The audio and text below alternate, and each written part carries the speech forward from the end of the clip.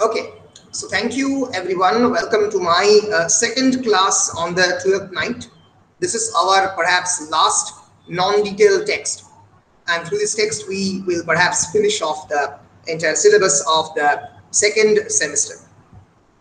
So in the previous class I have actually introduced you with the world of William Shakespeare. I have talked about a brief biographical detail of William Shakespeare. I have also talked about the significance of the title of the 12th night. What is 12th night is about. Let us have a look. Tomra ki screen dekhte paccho? Yes, sir. 12th night is generally named after the holiday of the 12th day of the Christmas.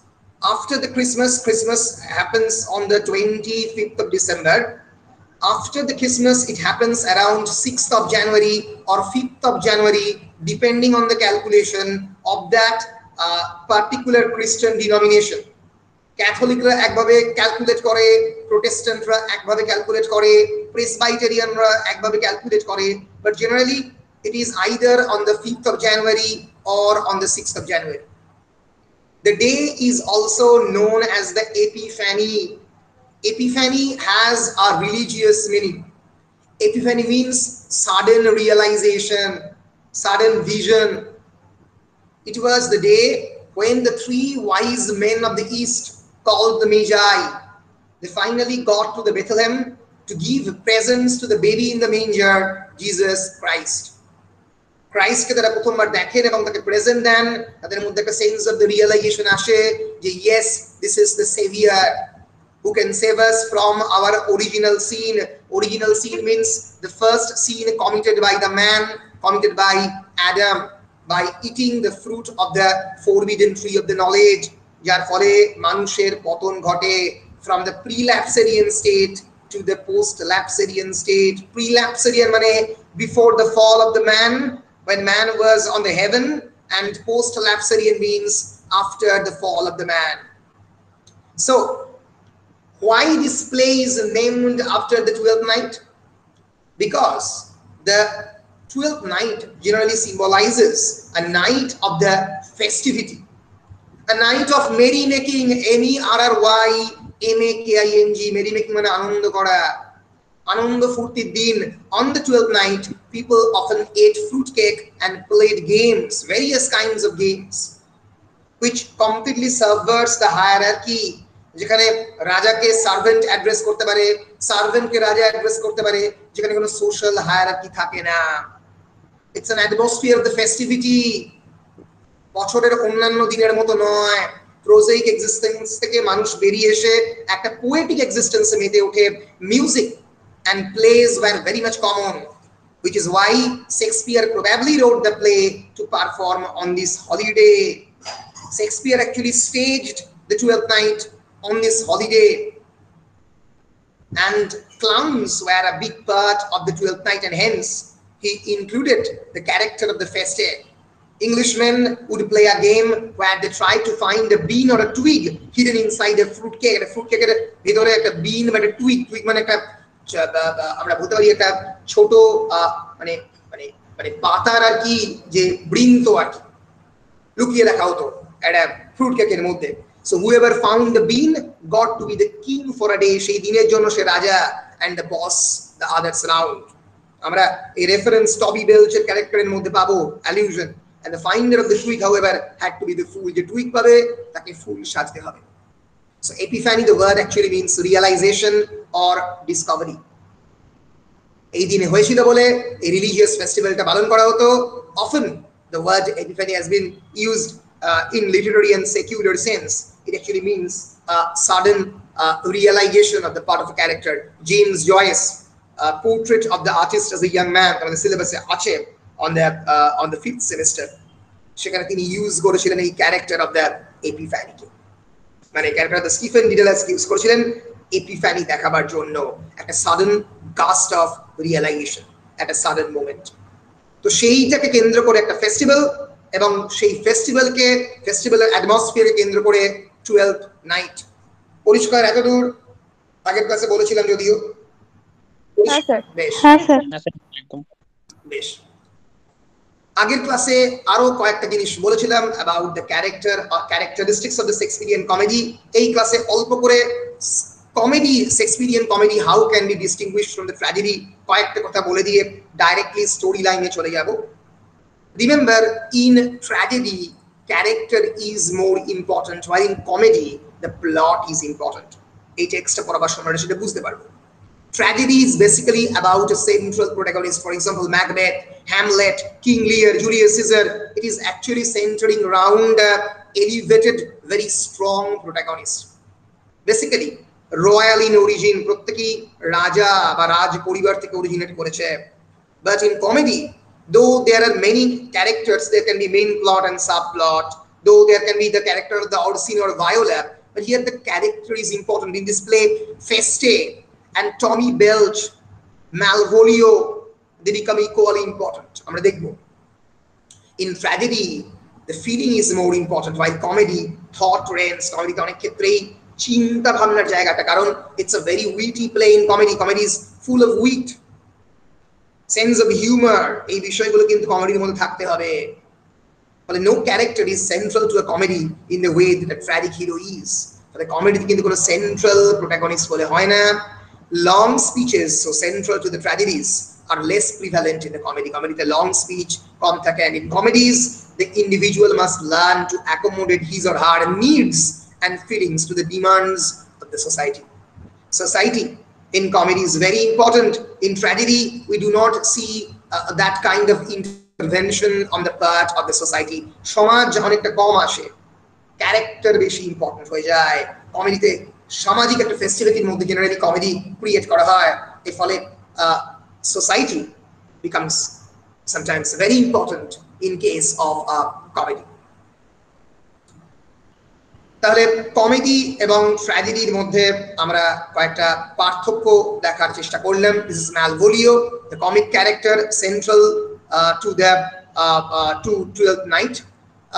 এইবার আমরা যেটা করব সেটা হচ্ছে Twelfth Night এর একবার আমরা plot সামারিটা দেখে নেব। Twelfth Night এর প্লট সামারি দেখার আগে আমরা আরেকবার, আমি অলরেডি আগের ক্লাসে ক্যারেক্টারদের ইন্ট্রোডিউস করে দিয়েছিলাম, এই ক্লাসে আমরা আরেকবার ক্যারেক্টারদের নামগুলো জাস্ট দেখে নেবার চেষ্টা করব। সো কারা কারা এখানে রয়েছে? First is Viola. Remember, Viola is the most important protagonist of this text. She is a woman, a shipwrecked lady who must disguise herself as Cesario. মাথায় রেখো, ভায়োলাকে ছাড়া কিন্তু এই নাটকটা হতো না। This play is based on Viola's self disguise and on the cross dressing of Viola. CROSS DRESSING. আমরা একবার ওয়ান নোটটা খুলে নিই, এটা সুবিধা হবে, সেটা হচ্ছে আমরা লিখে লিখে পড়তে পারবো। So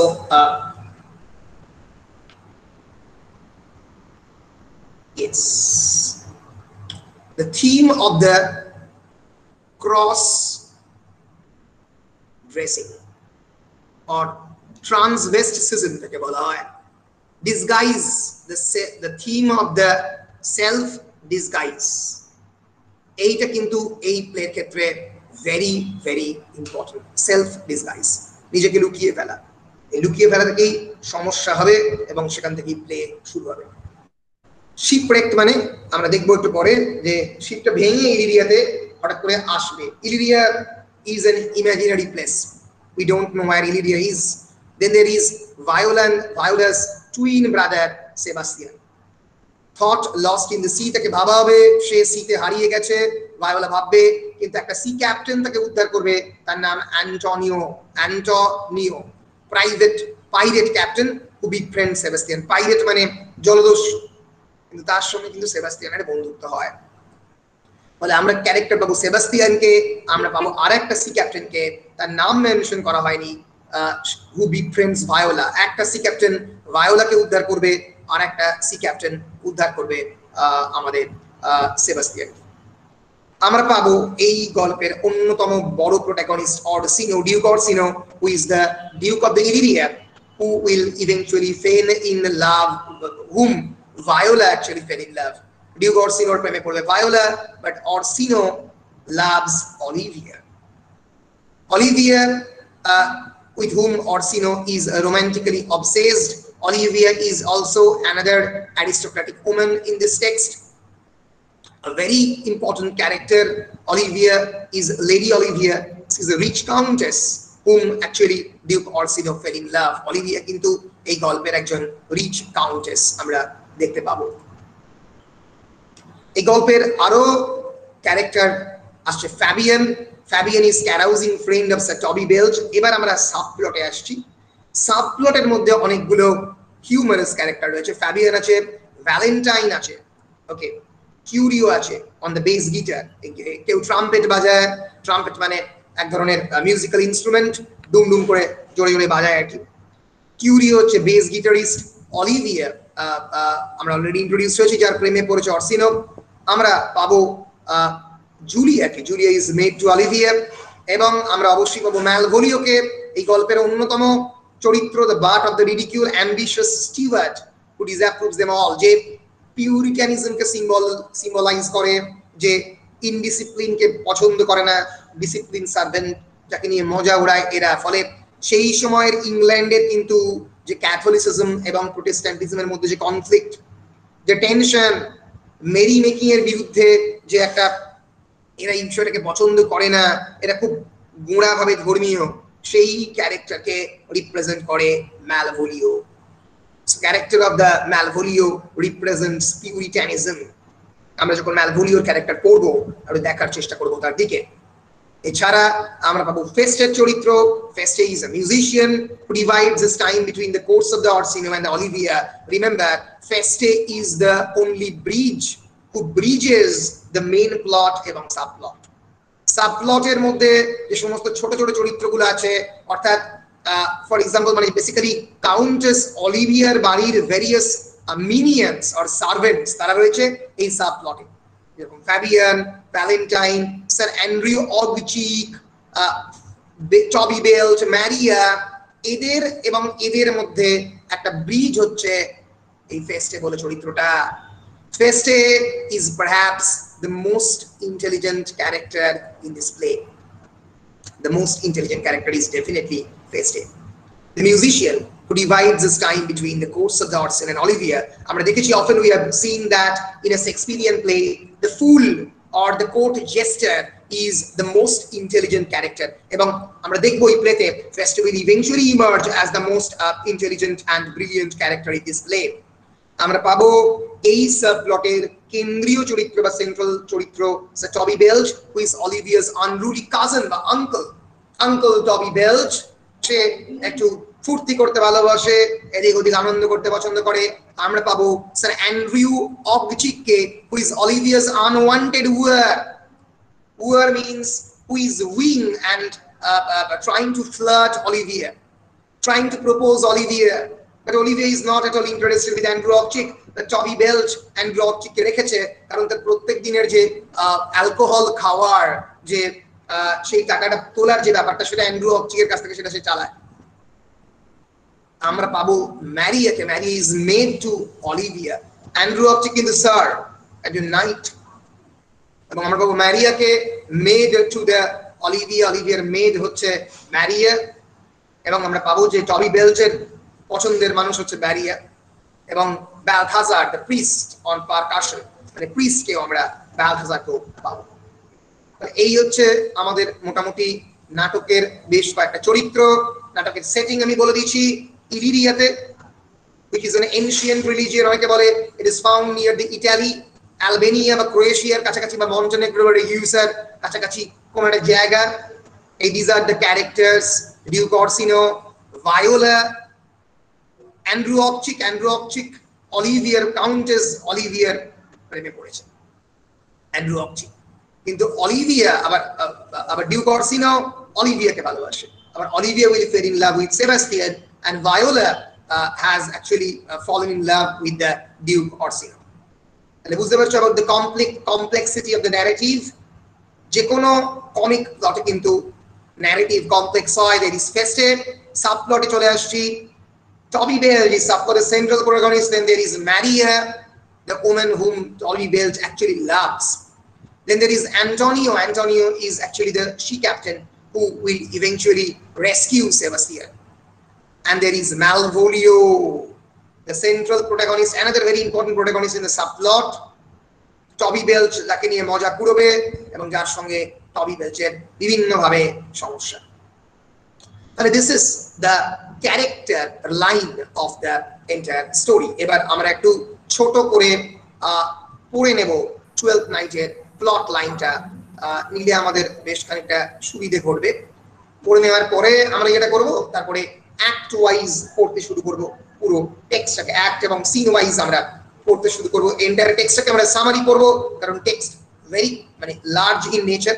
এর ফলে আমরা সামারিটা করব এবং তার সঙ্গে সঙ্গে টেক্সটটা অল্প অল্প রেফার করতে করতে যাব। বেশ, হ্যাঁ, কারো কোনো প্রশ্ন আছে বলো। স্যার বলছি যে ভায়োলা কি মেলের ডিসগাইজ নিয়েছিল? ভায়োলা মেলের ডিসগাইজ নিয়েছিল, ঠিক আছে। Female character disguise as the male. মাথায় রেখো, in Shakespearean time there actually is no permission of any female to act on the stage. So Lady Macbeth থেকে শুরু করে কত ধরনের চরিত্র তোমরা পেয়েছো, they all actually act all actually male figures or actually adolescent male figures, they actually participated in the role of the female characters. যে কোনো শেক্সপিয়ারিয়ান চরিত্রতে নারীর চরিত্রে শেক্সপিয়ারের সময় অভিনয় করেছে পুরুষ অভিনেতারা, কারণ নারীরা প্রথম পারমিশন প্রায় স্টেজের মধ্যে অ্যাক্ট করার জন্য in 1660 at the time of the restoration, but not before that, because it was considered as widely immoral. Women cannot act on the stage. So মাথায় রেখো, শেক্সপিয়ারের সময় যে কোনো নারী চরিত্রের রোলে কিন্তু পুরুষদেরই অভিনয় করতে হবে এবং সেটা অডিয়েন্সরা মেনে নিত। And it is almost a willing suspension on the disbelief on the part of the audience. The audience are seeing the male characters, but they are imagining these characters as the female characters. এইভাবে কিন্তু শেক্সপিয়ারের সময় নাটক হতো। বলো, পরিষ্কার? হ্যাঁ sir. বেশ, আমরা চলে আসছি এবার directly a very brief plot summary of the Twelfth Night. This is the brief summary. It is important because in order to understand the complex storyline, you have to understand the brief plot summary. 5 minute বা 6 minute লাগবে পড়তে। এইটা পড়ে ফেলার পরে we will move into the big one. So the big one means the act wise and scene wise interpretation. So Viola is shipwrecked on the coast of the Illyria, and she comes ashore with the help of a sea captain. So the very beginning of the play, we are introduced with Viola, the character of the Viola, who is actually being shipwrecked and on the coast of the Illyria, and she comes ashore with the help of a captain. Captain এর সাহায্য নিয়ে আসছে শোরের মধ্যে। শোর মানে আমরা জানি মানে বলো সেই চোয়ারি হচ্ছে নদীর সমুদ্রের উপকূলবর্তী এরিয়াতে সে হচ্ছে। And she loses contact with her twin brother Sebastian. So from the very beginning of the play, there is actually a hint that the plot will essentially become complex because it is a loose end. Viola যদি সেবাস্টিয়ানের সঙ্গে ইলিরিয়াতে দেখা হয়ে যেত, তাহলে সেবাস্টিয়ানের তখনই দেখা হয়ে যেত, তাহলে কিন্তু সেবাস্টিয়ানের মানে এই পুরো ডিসগাইজ এবং পুরো প্লটটা হওয়ার কোনো প্রয়োজন ছিল না। সো যেহেতু প্রথম থেকেই একটা মানে বিছড় যাওয়া ভাই বোন এরকম ভাবে রিফ্লেক্ট করে এভাবে দেখানো হয়েছে, তাই সেবাস্টিয়ানের character becomes very much important because he will eventually appears in the middle of the play. So he's a twin brother and whom she believes to be dead, and hence disguising herself as a young man under the name Cesario, she enters the service of the Duke Orsino.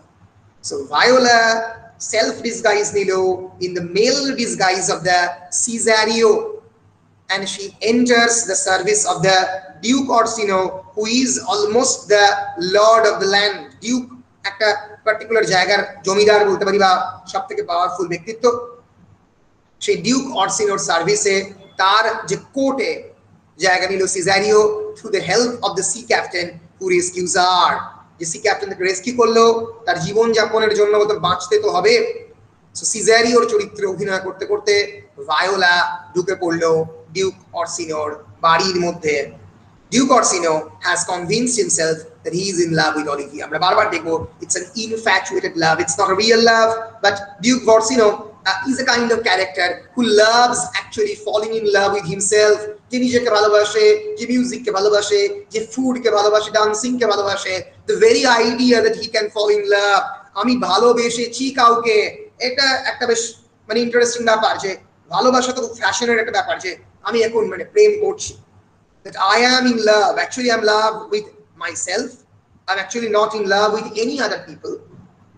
But I am love very much in idea with the love. ভালোবাসার যে ধারণা, সেই ধারণার প্রতি আমার ভালোবাসা। বুঝতে পেরেছো? আমি যে ভালোবাসতে পারি, বা যে ভালোবাসার প্রতি আমার ভালোবাসা, কাউকে ভালোবাসি এরকম নয়, ভালোবাসার আইডিয়ার প্রতি আমার ভালোবাসা, কোনো concrete object নয়, একটা abstract love as an abstract entity. শুরুই করছেন, if music is the food of the love, play on. যদি মিউজিক হয় ভালোবাসার খাদ্য, তাহলে আহা থামছো কেন, বাজিয়ে চলো। 1960s এর যেরকম বিভিন্ন বেঙ্গলি সিনেমাতে দেখেছো যে উত্তম কুমার জমিদারের চরিত্র অভিনয় করছে, আরে থামলে কেন, বাজাও। তো এইরকম ক্যারেক্টার হচ্ছে ডিউক অরসিনো। তো এইরকম চরিত্রে কিন্তু অরসিনো অভিনয় করেছে। আমরা আরো যখন পরে দেখবো ডিটেইলে অরসিনোর চরিত্রটা দেখার চেষ্টা করব। So Orsino has convinced himself that he is in love with Olivia, whose father and brother have recently died and he refuses to see any suitor until 7 years have passed. But Olivia's brother have recently died, and Olivia কি decide করেছে যে 7 বছর আর কোন ধরনের প্রেম বা কোনো সম্পর্কের মধ্যে সে যুক্ত হবে না। ফলে এই যে ভাও মানে এই যে তার ভাও টুয়ার্ডস গড, যে শপথ নিয়েছে, এই শপথটাও দেখবো আমরা বেশিক্ষণের জন্য স্থায়ী হবে না। যখনই সেবাস্টিয়ানকে, যখনই সিজারিওকে দেখবে ভায়োলা বা অলিভিয়া, সিজারিও মানে ডিসগাইজড ভায়োলা, তখনই কিন্তু প্রেমে পড়ে যাবে অলিভিয়া। ফলে এই যে ভাওটা নিয়েছে যে 7 বছর আমি I will not marry and meet any suitor including the Duke, এটাও বেশিক্ষণের জন্য থাকবে না। and Orsino then uses Cesario as an intermediary to profess his passionate love before Olivia. Orsino খুবই কাছের সার্ভেন্ট হয়ে গেল সিজারিও মানে ভায়োলা। তখন অরসিনো কি বললো যে চলো আমি সিজারিও, তুমি যাবে গিয়ে আমার প্রেমটা নিবেদন করবে কার কাছে, না অলিভিয়ার কাছে। You will act as a messenger, as a herald, as an intermediary to profess my passionate love before Olivia. তো যেটা হয় সেটাই হলো যে মেসেঞ্জারের প্রেমে পড়ে গেল Olivia. So Olivia, however, falls in love with Cesario as she does not realize he is Viola in disguise. সে তো বুঝতে পারছে না that Viola in disguise. In the meantime, ভাবো আরো প্লটটা কমপ্লেক্স হয়ে গেল, because there is actually a male man, actually a male member whose name is Sebastian, who almost look like Viola, যাকে ভায়োলার মতো দেখতে। কারণটা কি? কারণ he is actually a twin brother of Viola. যদিও টুইন ব্রাদার এবং টুইন সিস্টার হলে যদি সিস্টারকে সাজানো যায় ভাইয়ের মতো, তাহলে কি ভাইয়ের মতো দেখতে হবে তা নয়, কিন্তু শেক্সপিয়ার এটাই ইমাজিন করিয়েছে, খানিকটা তো পোয়েটিক লাইসেন্স থাকে, এটাই দেখানো হয়েছে। ফলে সেবাস্টিয়ানকে যখন দেখবে অলিভিয়া, তখন ন্যাচারালি সেবাস্টিয়ানের প্রেমে পাগল হয়ে যাবে।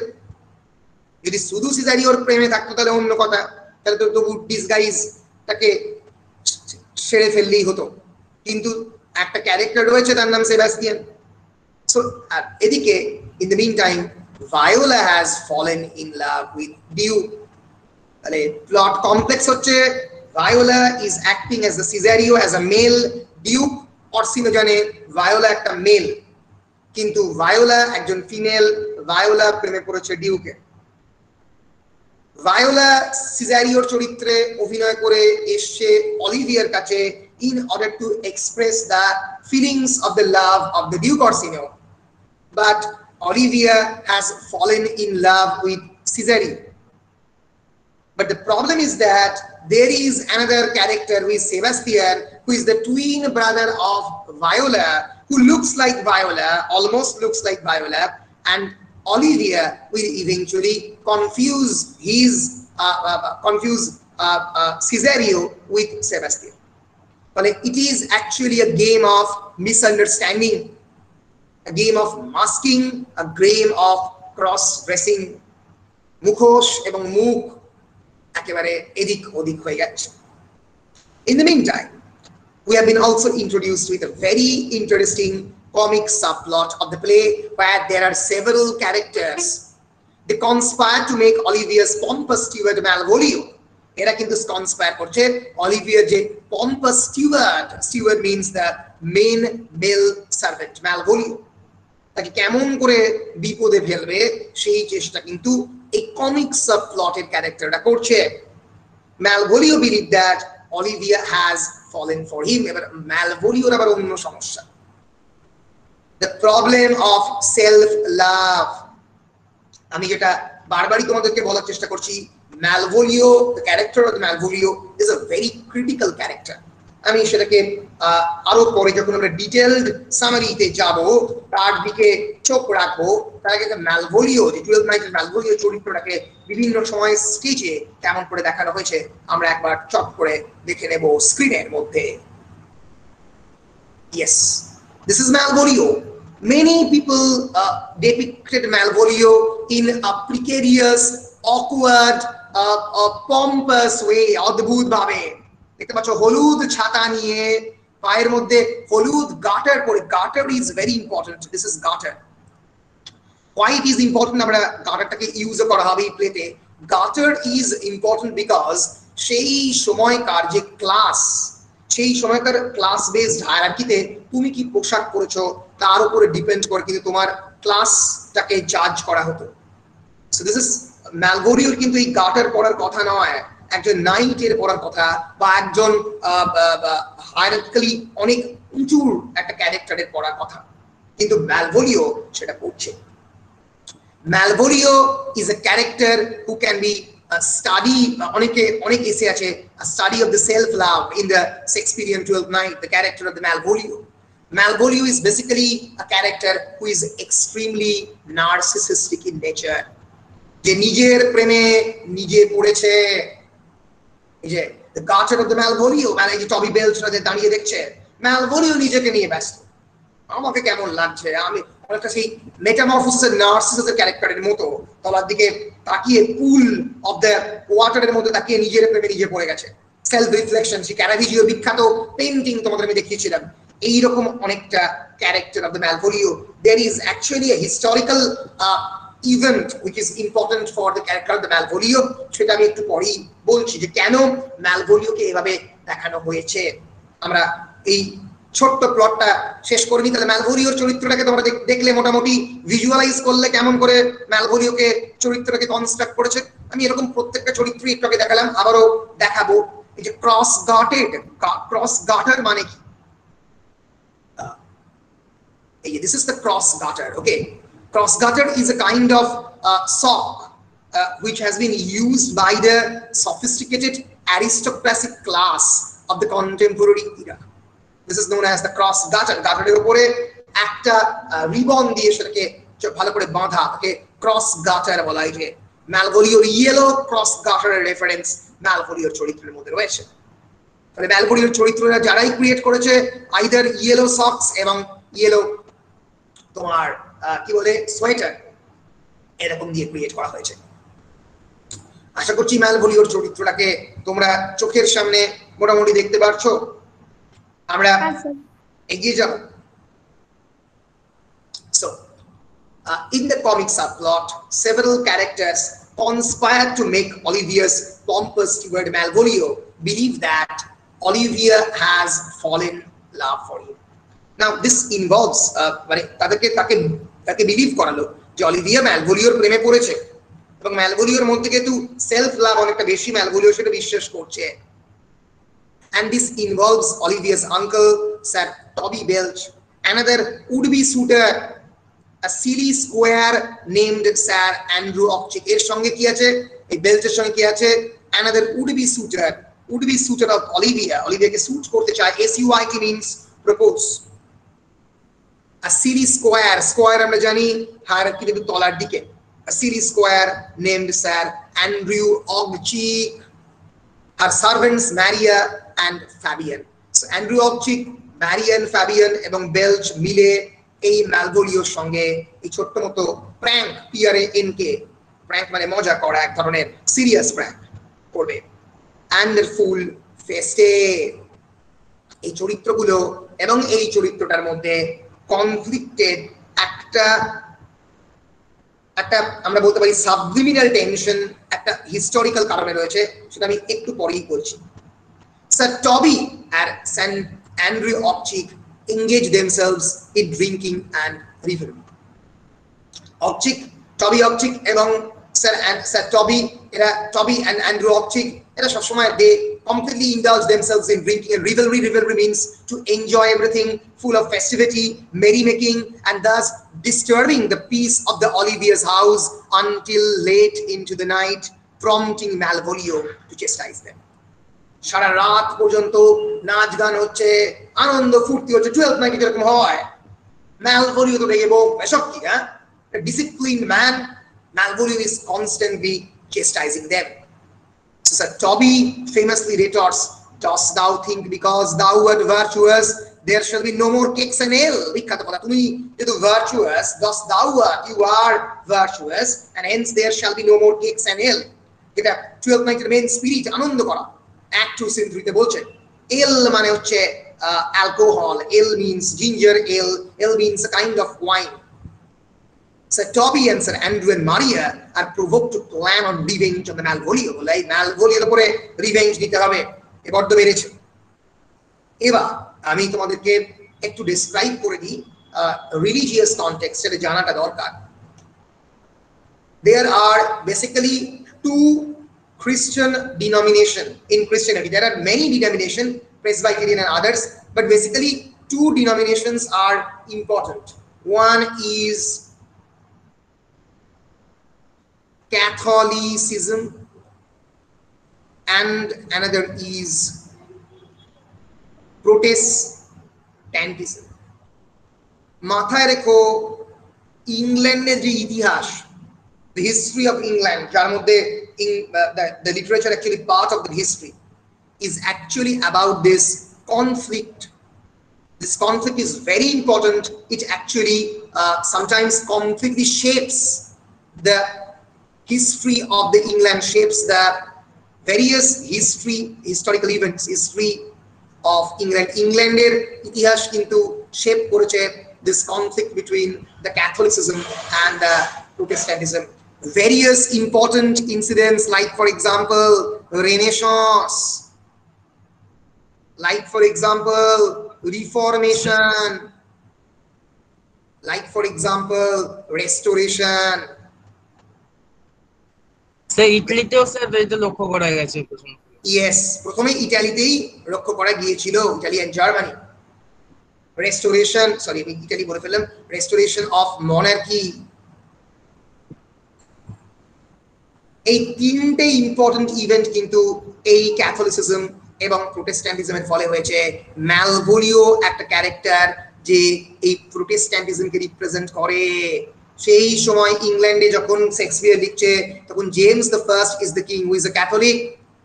এর ফলে ম্যালভোলিওকে ছোট করে দেখানোটা শেক্সপিয়ারের পক্ষে সহজ ছিল, যেটা পরবর্তীকালে সহজ নয়। আমরা অল্প করে আমি একটু বলে দেব যে ক্যাথলিসিজম এবং খ্রিস্টানিটির এই যে প্রোটেস্ট্যান্টিজমের এই কনফ্লিক্ট বিষয়টা কি।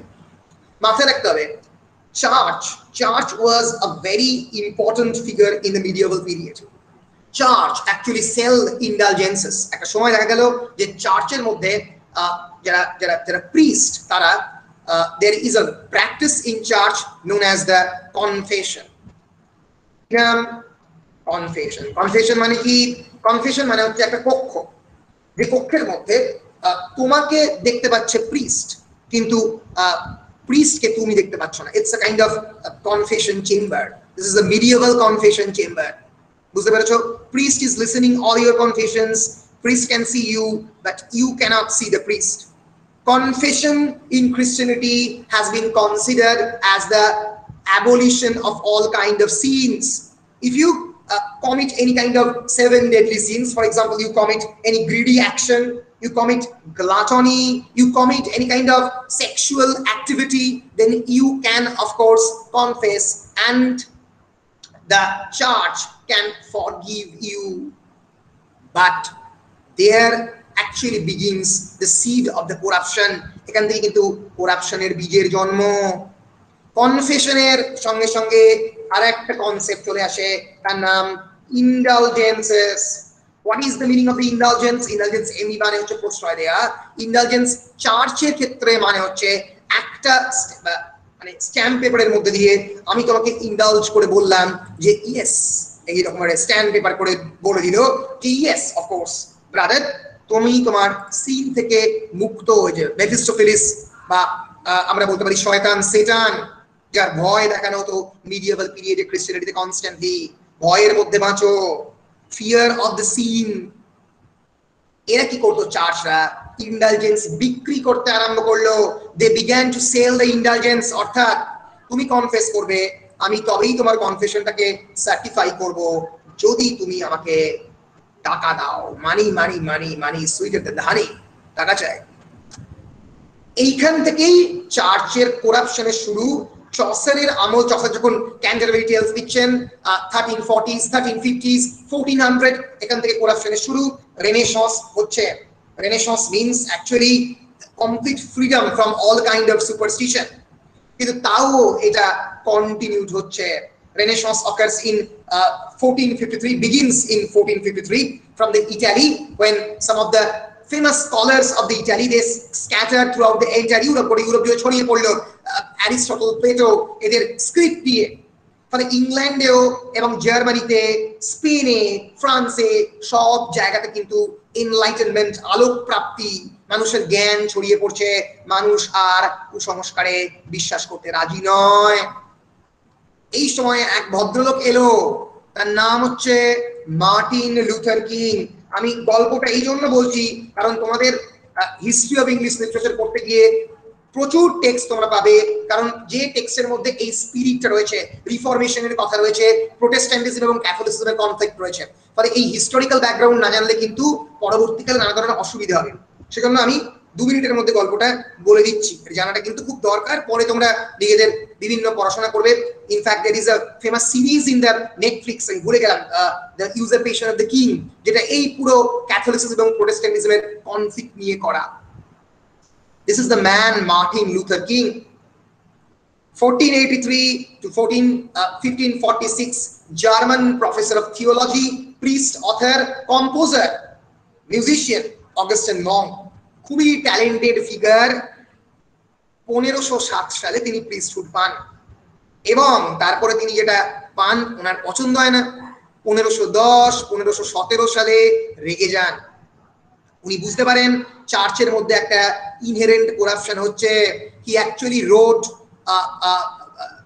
wrote a book known as 95 Theses or the disputation on the power and efficacy of the indulgence। এই ইন্ডালজেন্স দিয়ে চার্চ বড়লোক হচ্ছে, কোটি কোটি টাকা মানুষজনের কাছ থেকে নিয়ে নিচ্ছে। এর বিরুদ্ধে প্রতিবাদ করেন, প্যাম্পলেট লেখেন, লোকের ঘরে ঘরে বিলি করেন। 1517 pope Leo the 10, very powerful man, ভাবো সেই সময় head of the Catholic church, বলে এই তুমি কে, তোমার কথা মানবো না, না আমি প্রতিবাদ করব।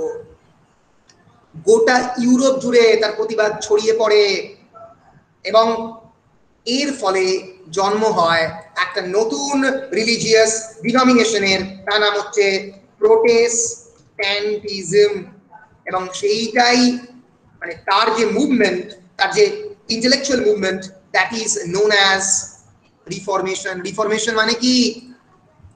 রিফরমেশন মানে হচ্ছে সংস্কার, ধর্মকে সংস্কার করা। প্রোটেস্ট থেকে প্রোটেস্ট্যান্টিজম, প্রতিবাদ, প্রতিরোধ। Protestantism is a form of Christianity that originated with the 16th century, 1517 মানে 16th century. Reformation is a movement against what its followers perceive to be errors of the Catholic Church. Catholic Church এর যে error, তার এগেইনস্টে প্রোটেস্ট্যান্টিজম তৈরি করেন কোন ভদ্রলোক? Martin Luther king. এবার এই যে জার্মানিতে তৈরি হওয়া এবং খানিকটা ইতালিতে তৈরি হওয়া এই যে প্রোটেস্ট, এই যে মুভমেন্ট, এটা গোটা ইউরোপ জুড়ে বিভিন্ন জায়গায় বিভিন্ন ভাবে ছড়িয়ে পড়ে। কিন্তু দুটো জিনিস এখানে মনে রাখা প্রয়োজন। এক নম্বর, প্রোটেস্ট্যান্টিজম ওয়াজ a kind of protest, a kind of resistance against the ideologies proposed by the Catholicism. Catholicism always proposed merrymaking. কারণ ক্যাথলিসিজম তো সব থেকে পুরনো একটা খ্রিস্টান রিলিজিয়নের একটা পার্ট, ফলে তারা সবসময় আনন্দ, ফুর্তি, মানে সবকিছুকে ইন্ডালজেন্স, এগুলোকে সবকিছুকে ইনক্লুড করছে তাদের রিলিজিয়াস ফার্ভার বা ফ্যাব্রিকের মধ্যে। অনেকটা মানে মানে বলা যেতে পারে যে এমন একটা ধরনের ধর্ম যেটা অনেক বেশি ফ্লেক্সিবল হয়ে পড়েছে। নিউ টেস্টামেন্টের মতো ওল্ড টেস্টামেন্টের রাগী গড নয়। আমরা জানি ওল্ড টেস্টামেন্টের খ্রিস্টান god is angry, full of revenge, it's an angry god, যেটা আমরা পরবর্তীকালে উইলিয়াম ব্লেকের বিভিন্ন পোয়েমের মধ্যে তার রিফ্লেকশন পাবো, অর্ক লস, এরকম বিভিন্ন ক্রিচারের মধ্যে সেটা আমরা দেখবো। কিন্তু এর ফলে চিরকালই রিভেলরি, মেরি মেকিংকে গুরুত্ব দিত ক্যাথলিসিজম। কিন্তু যেহেতু প্রোটেস্ট্যান্টিজম ক্রিয়েট হয় এই ক্যাথলিসিজমের কোরাপশনের এগেইনস্টে, তাই এটা অনেক বেশি ডিসিপ্লিনড। যে কোনো রিলিজিয়নের মধ্যে কিন্তু তোমরা এই কনফ্লিক্ট পাবে। ফর এক্সাম্পল, আমি অলরেডি তোমাদেরকে বলেছি মেটামরফোসিস পড়াতে গিয়ে, the figure of the Apollo and the Dionysus. Dionysius represents wine making, Dionysius represents merry making, god of the intoxication in discipline, Bacchus, while Apollo is the sun god, সূর্যের দেবতা, represents discipline. এখানেও তাই Protestantism regulation.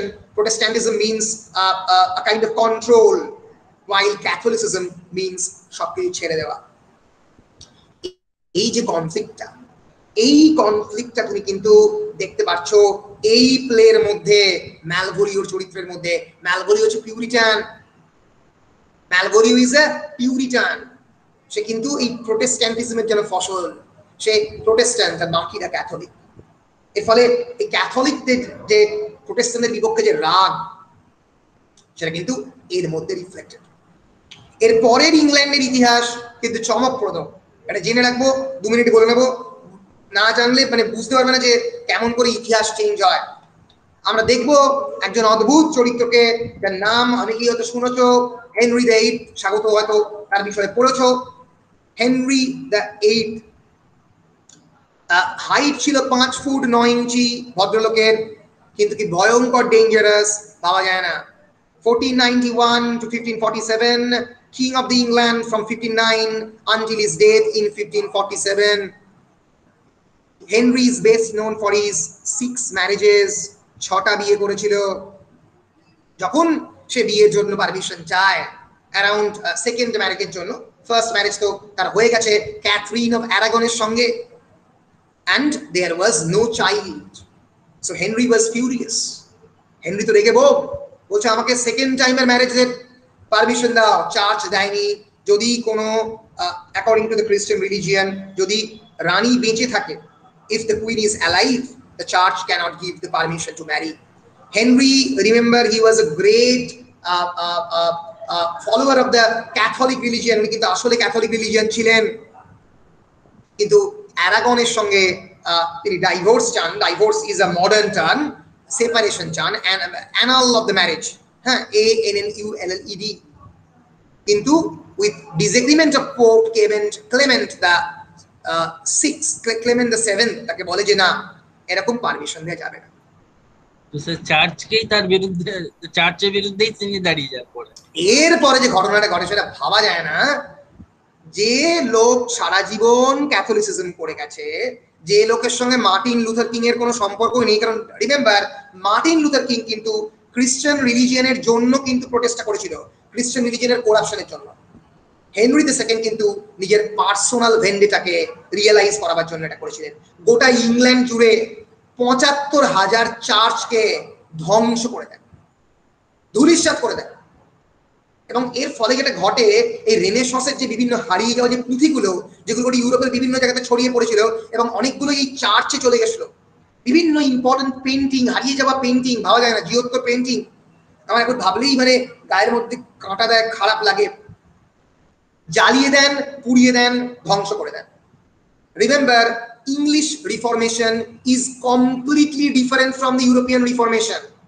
European Reformation has been organized for a very honorable purpose, for a very important purpose, and that is the reformation of the Christianity, reformation of the religion. ধর্মের মধ্যে কুসংস্কার, ধর্মের মধ্যে সংস্কারের জন্য, খারাপ করাপশনগুলোকে বের করে দেওয়ার জন্য মার্টিন লুথার কিং একজন সাধারণ পিস্ট এই প্রোটেস্ট শুরু করে।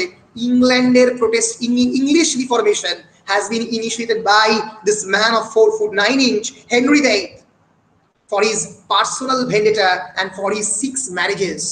6টা বিয়ে করবে বলে বহু পুঁথি নষ্ট হয়ে যায়, রেনেসাঁসে পাওয়া বহু জিনিসপত্র ধ্বংস হয়ে যায় ইংল্যান্ড জুড়ে, এবং ইংল্যান্ড জুড়ে যে চার্চ এস্টাবলিশড হয় এই রিফরমেশনের পরে, তার নাম হচ্ছে Anglican church. Anglican church, sorry, church of England, মানে church of England, sorry, CHUR, church of England, একই মোরাললেস। এই চার্চ অফ ইংল্যান্ড প্রথমবার তৈরি হয় টমাস ক্র্যানমার এবং অন্যান্য লোককে দিয়ে। এই চার্চ অফ ইংল্যান্ড তিনি প্রথমবার তৈরি করেন 1534-এ তৈরি হচ্ছে, অনেক পরে কিন্তু এটা কিন্তু আর্ক বিশপ ক্যান্টারবারিকে তার হেড করা হয়, এবং এটা কিন্তু পোপ একটা সময় অবধি প্রথম দিকে স্বীকার করেনি।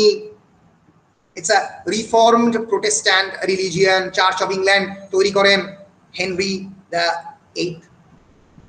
কিন্তু ভাগ্যের কি দুঃখ, এতগুলো বিয়ে করার পরেও হেনরি দ্য 8 এর যে সন্তান সে কিন্তু একজন পুরুষ নয়। হেনরি দ্য 8 বারবার বিয়ে করেছিল in order to beget a male child, but Henry the 8's daughter actually becomes, many historians actually called her the greatest queen of England, and she is Elizabeth the First.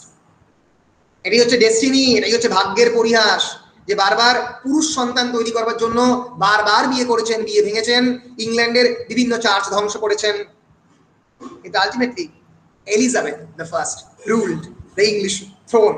The first, তার আগে Matilda হয়েছে অনেক আগে, কিন্তু তাকে বলা যেতে পারে the first, the first মানে প্রপার কুইন, যে সত্যিকারের রানী হয়েছিল। সে মানে শুধু মাত্র ইংল্যান্ডের ইতিহাস নয়, পুরো ইউরোপের ইতিহাসের এক স্মরণীয়, একদমই, মানে গোটা ইউরোপের ইতিহাসে একটা অন্যতম স্মরণীয় অধ্যায়। এইটা না জানলে কিন্তু লিটারেচারের বিভিন্ন টেক্সটকে পড়ে বুঝতে পারে না, কারণ এরপরে তোমরা আলেকজান্ডার পোপের রেপ অফ দ্য লক পড়বে, তোমরা ঠিক সময়টাকে ধরতে পারবে না এই সময়টার মধ্যে এই রেপ অফ দ্য লক কোন সিচুয়েশনে লোকেটেড, কেন এত মেরি মেকিং হচ্ছে। তার কারণটা এই প্রোটেস্ট্যান্টিজম এবং এই ক্যাথলিসিজমের যে কনফ্লিক্ট, যে দ্বন্দ্ব, এইটাকে এবং স্যার কালচারের ক্ষেত্রে এলিজাবেথান এজটা হলো সুবর্ণ যুগ। ইয়েস, ডেফিনেটলি কালচারের এবং লিটারেচারের যে অগ্রগতি, Elizabethan period can be called as, Shagota called a golden period. Many critics called it. G. Wilson Knight in his famous book The Elizabethan Drama called it the golden period. E.M.W. Tilliard in his famous book The Elizabethan World Picture. আমরা ছোটবেলায় পড়তাম, মানে যখন আমরা গ্র্যাজুয়েশনে পড়তাম তখন এই বইগুলো কিন্তু আমাদের রেকমেন্ড করা হতো। আমাদের তোমাদের মতো এত নোট বই ছিল না, সেই সময় অ্যাভেলেবেল ছিল, কিন্তু আমরা এই অরিজিনাল বইগুলো পড়তাম। এখানে কিন্তু এলিজাবেথের পিরিয়ডকে অত্যন্ত ইম্পর্টেন্ট, হিস্টোরিক্যালি একটা ইম্পর্টেন্ট পিরিয়ড বলে বলা হয়, কালচারালি, লিটারারি, এভরিথিং। সো এর ফলে জন্ম হয় এই দুটো জিনিস। এবার এটা তো আমি 1500-তে চলছে, এরপরে যেটা যে জিনিসটা ঘটে সেটা হচ্ছে এই ক্যাথলিসিজম এবং প্রোটেস্ট্যান্টিজমের লড়াই চলতে থাকে, এবং অলিভার ক্রমওয়েল বলে এক লোকের আবির্ভাব হয়। Oliver Cromwell, English Statesman. 1642 সালে তিনি একটা অদ্ভুত ঘটনা ঘটিয়ে দেন। 1642 he created English Civil War. ইংল্যান্ডের ইতিহাসে ইংলিশ সিভিল ওয়ার, অনেকেই বলে general and Statesman, he became later commander of chief and lord protector. 1642-এ ইংল্যান্ডের ইতিহাসে একটা সিভিল ওয়ার হয়, এবং 1653-তে ইংল্যান্ডে মনার্কি পড়ে যায়। ইংল্যান্ডের ইতিহাসে এই 1653 থেকে 1658 পর্যন্ত, 1660 পর্যন্ত, ইনফ্যাক্ট এই 7 বছর আমরা বলতে পারি, 1642 থেকে ইনফ্যাক্ট শুরু হচ্ছে এই 7 বছর আমরা বলতে পারি ইংল্যান্ডের ইতিহাসে এমন একটা সময়, যে সময় কিন্তু রাজতন্ত্র ছিল না, the time of the democracy, গণতন্ত্র সেই সময় তৈরি করে দিয়েছিল সেই সময় এই ভদ্রলোক। এত ভয়ঙ্কর পপুলারিটি ছিল এই ভদ্রলোকের।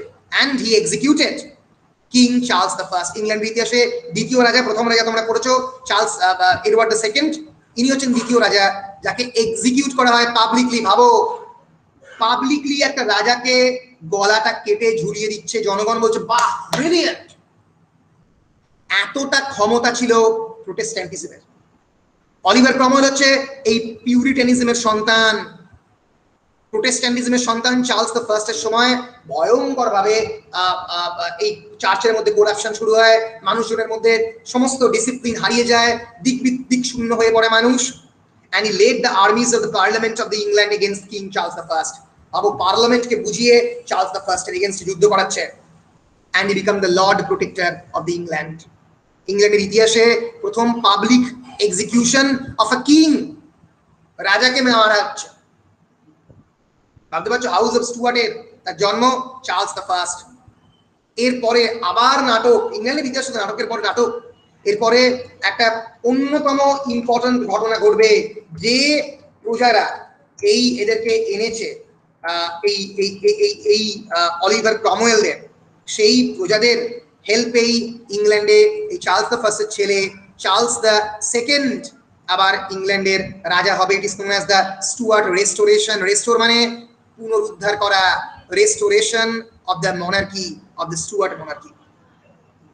অলিভার ক্রমওয়েলকে সরানো হয়, 1660 সালে ইংল্যান্ডের দখল নেয় এরা, এই চার্লস দ্য সেকেন্ড দেখতে পাচ্ছ তাকে। এবং এই যে মাঝখানের পিরিয়ডটা বলা হয় ইন্টাররেগাম।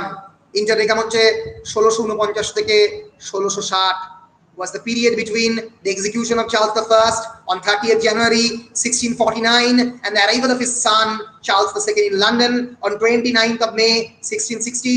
মানুষ এই পিউরিটানিজমকেও, এই ভয়ঙ্কর ডিসিপ্লিনকেও রিজেক্ট করলো, which marked the start of the restoration. আবার রেস্টোরেশন অফ মনার্কি হলো 1660 প্রথম নারীরা, the women started acting on the stage. Naturally একটা ভয়ঙ্কর ডিসিপ্লিনের সাবপ্রেশনের পরে আবার একটা বাদ ভাগা উচ্ছ্বাস। এবং এই সময়ই বিভিন্ন 18th সেঞ্চুরি টেক্সট লেখা, তোমরা জন মিল্টনের প্যারাডাইস লস্ট 1667 সালে লেখা হচ্ছে এই ঘটনাকে কেন্দ্র করে, restoration of the monarchy. Milton সারা জীবন অন্ধকবি, কিন্তু রিমেম্বার যখন প্রথমবার চার্লস দ্য সেকেন্ড সিংহাসনে এলো, সে কিন্তু একবারের জন্য মিল্টনকে বলেনি যে আমি তোমাকে অপ্রেস করব, আমি তোমার লেখাকে সেন্সর করব। নো, অন্ধকবি মিল্টনকে বলো তুমি বেরিয়ে এসো, তুমি তো আর্টিস্ট, তুমি তো ক্রিয়েটার, তুমি তোমার মতো ক্রিয়েট করো, আমি আমার মতো, তুমি তোমার মতো। একবারের জন্য মিল্টনের কিন্তু রিলিজিয়াস লিটারেচারকে কোনোভাবে চার্লস দ্য সেকেন্ডের স্টুয়ার্ট মনার্কি কিন্তু অত্যাচার করেনি। মিল্টনের মতো Paradise Lost, Paradise Regained, Samson Agonistes লিখে গেছেন নিজের মতো। এক সেকেন্ড একবার ধরে নি। হ্যাঁ উজ্জ্বল দা, হ্যাঁ বলুন। হ্যাঁ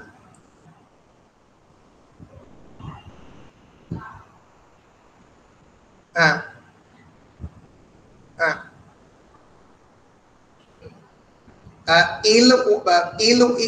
L1 এর ইন্টারনাল মার্কস রয়েছে, L1 বা L2 এর ইন্টারনাল মার্কস রয়েছে, কিন্তু যেটা MIL মডার্ন ইন্ডিয়ান ল্যাঙ্গুয়েজেস এবং ACC 2 আর কি, যেটা হচ্ছে কমিউনিকেটিভ ইংলিশ এবং MIL, ওটার কোনো ইন্টারনাল মার্কস নেই। L21 এর ইন্টারনাল মার্কস রয়েছে, সেটাতে ইন্টারনাল নেই, মানে এখনো অবধি ইউনিভার্সিটি সেটা ডিক্লেয়ার করেনি। ওটা সেকেন্ড সেমিস্টার, ঠিক আছে, ওটা কেবলমাত্র সেকেন্ড সেমিস্টার, ওটার কোনো ইন্টারনাল মার্কস নেই। ওটা যেটা হতো ওই OMR শিটে পরীক্ষা হতো, আপনারা জানেন মাল্টিপল চয়েস কোয়েশ্চেন হতো, 50 নম্বরের পরীক্ষা হতো, ওটাতে নেই, ঠিক আছে, ওটাতে নেই। কিন্তু এই কম্পালসারি বেঙ্গলি এবং compulsory English for the arts student L1 এবং L2 এই দুটোতে আছে, ঠিক আছে, এই দুটোতে আছে, ঠিক আছে। বেশ বেশ বেশ।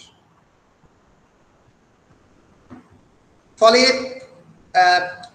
এই কলেজ থেকে ফোন এসেছিল আর কি, তো ফলে এই ঘটনাটা কিন্তু ঘটে যায় ইংল্যান্ডে। এই যে দুটো ধর্ম, দুটো খ্রিস্টান ডিনোমিনেশন, একটা হচ্ছে প্রোটেস্ট্যান্টিজম আর একটা হচ্ছে ক্যাথলিসিজম, একে কেন্দ্র করে ইংল্যান্ডের ইতিহাসে এত চাপানুতোর, একজন একটা একটা সাধারণ লোক যে প্রোটেস্ট করলো চার্চের এগেনস্টে, তার জন্য এই লোকটা ইংল্যান্ডের সমস্ত চার্চ ধ্বংস করে দিল, তার জন্য ইংল্যান্ডে প্রোটেস্ট্যান্টিজমের সূচনা হলো এবং গোটা ইউরোপ জুড়ে, তার জন্য এই চার্লস দ্য ফার্স্টের এক্সিকিউশন পর্যন্ত হয়ে গেল, মুন্ডু গেল, তার জন্য চার্লস দ্য সেকেন্ড ইংল্যান্ডের নতুন রাজা হলো এবং আবার রেস্টোরেশন অফ দ্য মনার্কি হলো। এবং এখনো দুটো ইম্পর্টেন্ট ইংল্যান্ডের দুটো পলিটিক্যাল পার্টি টরি এবং হুইগ এই রিলিজিয়নের কনফ্লিকশনের ফলে তৈরি হয়ে গেল। ফলে ইংল্যান্ডের ইতিহাস কিন্তু এই প্রোটেস্ট্যান্টিজম এবং ক্যাথলিসিজমের লড়াই, তোমরা এই শেক্সপিয়ারিয়ান প্লেতে এই টুয়েলথ নাইটে যাদের লড়াই দেখতে পাচ্ছ, এই ম্যালভোলিও এবং টবি বেলচ, এরা কিন্তু রিপ্রেজেন্ট করছে এই দুটো ডিফারেন্ট খ্রিস্টান ডিনোমিনেশনকে। টবি বেলচ রিপ্রেজেন্ট করছে সেই সোসাইটিকে who is full of merry making, who is full of irregularity, who is full of indiscipline. The Catholic, আমরা যদি ক্যাথলিসিজম শব্দটা দেখি, it means actually a wide umbrella, Catholic হাতার মতো সমস্ত যে কোনো জিনিসপত্র এখানে এর মধ্যে আসতে পারবে। Catholic wiki, Catholicism. Catholic is commonly associated with the uppercase C in the English when referring to the religious matters. So basically, it means a wide variety of things, all embracing, universal of the general interest. মানে সবথেকে পুরনো যে religious denomination সেটা হচ্ছে Catholicism. ফলে এই যে টবি বেলচ রিপ্রেজেন্ট করছে এই ক্যাথলিসিজমকে এবং ম্যালভোলিও রিপ্রেজেন্ট করছে এই প্রোটেস্ট্যান্টিজমকে। বারবার গুণামো করা, বারবার কোনো একটা বিষয়ে খুব বেশি পরিমাণে মেরি মেকিং বা অন্য জিনিসকে গুরুত্ব না দেওয়া, এল বা ড্রিঙ্কিং বা ওয়াইনকে এগুলো খেতে পারবে না এরকম ডিক্টাম জারি করা। Basically Malvolio represents discipline and censorship. Censorship মানে আমি সেন্সর করছি, চাপিয়ে দিচ্ছি, এবং সেন্সর বোর্ড হয়, কাঁচি চালায় সিনেমার উপরে। তো এই দুটোর কনফ্লিক্ট শেক্সপিয়ার কিন্তু is taking at his own time actually টবি বেলচের সাইড, টবি বেলচের পক্ষ শেক্সপিয়ার নিচ্ছে। মারিয়া, টবি বেলচ, ফ্যাবিয়ান এদের সাইড নিচ্ছে, ম্যালভোলিওর সাইড নিচ্ছে না। Malvolio is represented here as a self loving man. বুঝতে পেরেছো? Yes, sir. Yes, sir. Yes, sir. পুরো হিস্টোরিক্যাল ব্যাকগ্রাউন্ড বেশ বেশ আমি এটাই ইচ্ছে করে দিলাম, না হলে এটা আমার হয়তো আরো 20 মিনিট নষ্ট হলো। কিন্তু এটা না হলে যেটা ঘটবে সেটা হচ্ছে পরবর্তীকালে এই কনফিউশন থেকে যাবে যে স্যার রেস্টোরেশন কাকে বলে, স্যার রিফরমেশন কাকে বলে। আমি পরে অনেকবার বলবো, কিন্তু এখন কিন্তু পরিষ্কার করে আমি বলে দিলাম। এই জন্যই হিস্ট্রি অফ ইংলিশ লিটারেচারটা পড়া দরকার, কারণ সেখানে এই রেস্টোরেশন, সেখানে এই রিফরমেশন এগুলো রয়েছে। আমরা কিন্তু জিএম ট্রাভেলিয়ানের the social history of the England first ইয়ারই পড়েছি। এর ফলে আমাদের এই সামাজিক ইতিহাসটা কিছু বলছো বলো। হ্যাঁ স্যার, বলছি আমি লেফট নিলাম একটু। তুমি লেফট হলে তো? হ্যাঁ, কোনো অসুবিধা নেই, হ্যাঁ স্যার, কোনো অসুবিধা। বেশ, তো এই জন্যই হিস্ট্রি অফ দ্য ইংল্যান্ডটা জানা দরকার। সো আমরা এই সামারিটা শেষ করছি। So they basically, these people convince Malvolio that Olivia is secretly in love with him by planting a love letter written by Maria and in Olivia's hand. So they convince Malvolio that Olivia is secretly in love with Malvolio, and she will eventually write a letter, একটা চিঠি লিখবে, by planting a love letter written by Maria in Olivia's hand. কিন্তু এই চিঠিটা আসলে মারিয়া লিখছে। মনে হচ্ছে কেন অলিভিয়া লিখেছে এইভাবে। So it asks Malvolio to wear the yellow stockings, cross-gartered, to be rude to the rest of the servants. এবং সেই লেটারে বলা হলো যে ম্যালভোলিও যেন তার ইয়েলো স্টকিংটাকে পরে, ইয়েলো স্টকিং পরে, এবং সেটা ক্রস গার্টার্ড হয়। অদ্ভুত দেখতে লাগবে। আমরা অলরেডি ম্যালভোলিওর একটা ইয়েলো ক্রস গার্টার্ড পিকচার দেখলাম। এবং বাকি সার্ভেন্টদের প্রতি যেন সে রুড হয়। He is the Stewart. and to smile constantly in the presence of Olivia. এবং অলিভিয়ার সামনে যেন সবসময় হাসে। আমরা যে চিঠিটা একবার দেখবো পরে, খুবই ইন্টারেস্টিং একটা চিঠি, সে জোরে জোরে পড়ছে ম্যালভোলিও, এবং পাশ থেকে টবি বেলচ সবাই দেখছে। সেই সিনটা খুবই বিখ্যাত scene. Malvolio's love letter scene, and Malvolio finds the letter and reacts in surprise, delightful. Baba, দারুণ ব্যাপার, তাহলে অলিভিয়া আমার প্রেমে পড়েছে। He starts acting out the contents of the letter to show Olivia his positive response. যখনই দেখা হচ্ছে Olivier সঙ্গে দাঁত বার করে হেসে দিচ্ছে, সারা সময় এই ইয়েলো গাটার পরে ঘুরে বেড়াচ্ছে। Olivia at a yellow coat পরে বসে। Olivia is shocked by the changes in Malvolio and leaves him to the contrivances of his tormentors. বললো বাকিরা যারা টর্মেন্টার তারা বললো, এই অলিভিয়া, ম্যালভোলিওর মাথাটা মনে হচ্ছে গেছে। বলো তো অদ্ভুত ব্যাপারটা, তোমরা ম্যালভোলিও খেয়াল রাখো একটু, সে তো বুঝতে পারছে না। Pretending that Malvolio is insane, they lock him up in a dark chamber. Malvolio যে পাগল, তাকে পাগল বলে প্রতিপন্ন করে ডার্ক চেম্বারে, তখন যেরকম ইনস্যানিটি ট্রিটমেন্ট ছিল, ডার্ক চেম্বারের মধ্যে ম্যালভোলিওকে দিয়ে lock him up. And Feste visits him to mock his insanity, both disguised as a priest and as himself. Feste তার ইনস্যানিটিকে মক করার জন্য প্রিস্ট এবং নিজে প্রিস্ট হিসেবে এসে ডিসগাইজ করে তারপর নিজে এলো, এসে ম্যালভোলিওকে মক করলো। ফলে কি মানে বেশি পিউরিটানিক হলে কি শাস্তি হতে পারে শেক্সপিয়ার কিন্তু দেখিয়েছে, আবার উল্টোটাও দেখিয়েছে। আমরা দেখবো এর পরে যে ম্যালভোলিওকে যারা শাস্তি দিয়েছে তাদেরকেও রিভিউক করবে অলিভিয়া, কিন্তু কেবলমাত্র সেটা রিভিউকের পর্যায়ে, ডার্ক চেম্বারে বন্দি করে নয়। মিনওয়াইল সেবাস্তিয়ান, এবার গল্প আমরা সাবপ্লটটা করলাম, আমরা মেইন প্লটটা করেছি। Twelfth Night subplot is very important.